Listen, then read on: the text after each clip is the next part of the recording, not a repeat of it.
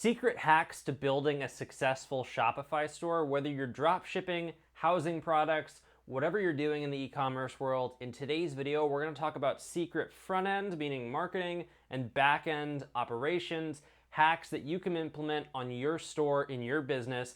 We've got some free hacks. We've got some hacks that are going to cost you a little bit of money. We're going to talk about everything that you are missing, that people in the industry are doing, and why it's creating a gap between success and where you are right now. This is a no frills video. We're getting straight into it. If you're not subscribed to the channel, lots of information here.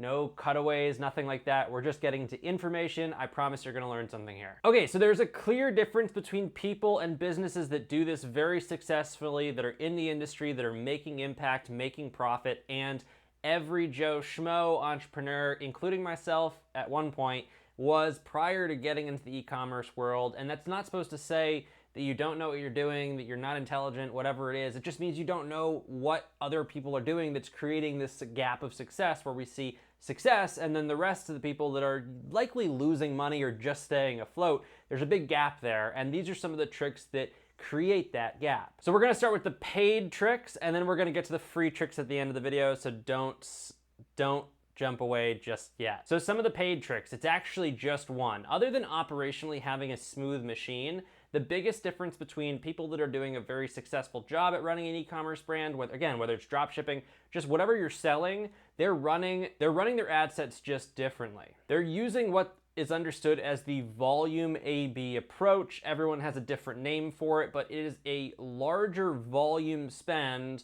on an A to B type testing ad set over many different genres. What does that really mean in the ad world, the social media, paid media world? It means that companies are putting more money up front to ad sets during their testing phase, testing more ad sets with different keywords, with different demographics, and they're spending heavier in the testing phase to find the one that works. If you're not familiar, you really need to get some spend behind an ad budget to really understand its conversion rate. And most people put $100, $1,000 when they're just getting started. It really takes a couple grand at the lowest level over about a week to really understand whether there's even merit in the ad set. And the short answer is larger brands, what they're doing up front and why they see better success, better margins and stuff like that, is they're doing more marketing research before they go full throttle on the ad set that they think makes the most sense. Whereas most of the industry or people that are trying to do this on their own, they find something that is semi-successful and then they stop testing and they just execute on that one campaign. The short answer is you constantly need to be innovating on your ad campaign for existing products, new products, whatever it is. Now, that takes money to do, so that's our one paid trick. The other tricks are either very low cost or free to do, so let's talk about it. So the absolute largest gap, I guess you could say, is social proof and brand awareness. So this is something that can't be a utmost focus because it's the least dollar converting aspect to marketing campaigns, business plans, but it is the most important piece, KPI, key performance indicator, to long-term success. So in the short term, which is most of us when we're not trying to create $1 million+ brands, we're trying to create brands that are gonna help us get financially free, but they're not gonna be clocking $10 million of sales in a year. What we're doing is we're looking for short-term conversion. We're not necessarily creating that brand, right? If you want something that's longer standing, that's gonna build something larger in the long term and needs longer standing results, you need to create a brand around the product so you can reach more products, more verticals, more genres with the brand and not just the product, and you can drive social engagement and proof, which is important in both sets of what we're talking about, but it's much more important when you have your own social content generation happening that doesn't cost you money. What does that really mean? If you have a large enough brand and brand awareness,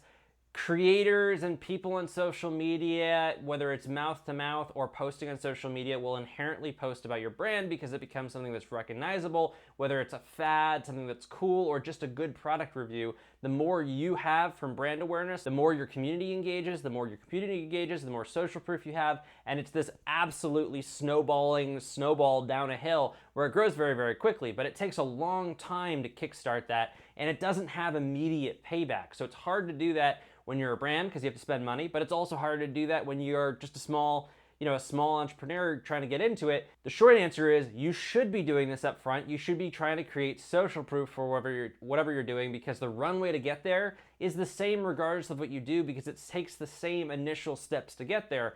Working direct to consumer, working with your customers directly, all of those things. One of the other big gaps between professional businesses that are making millions and, again, your starting entrepreneur or your entrepreneur that's 5 or 10 years into their career is the operational side of what's going on.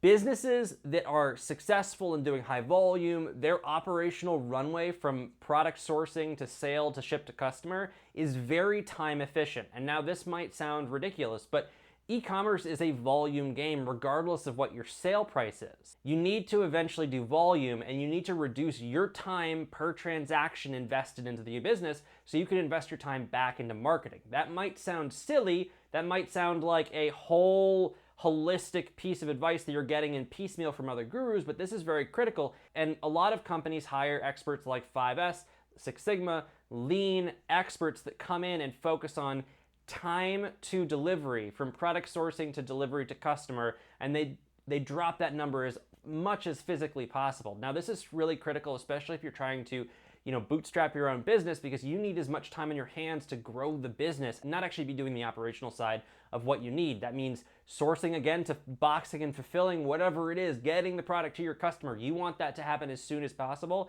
And that's why at the front end, you should focus on making that very efficient, and that will buy you time when you get busy, if you get busy, and you're gonna get busy because you're investing more time into the business.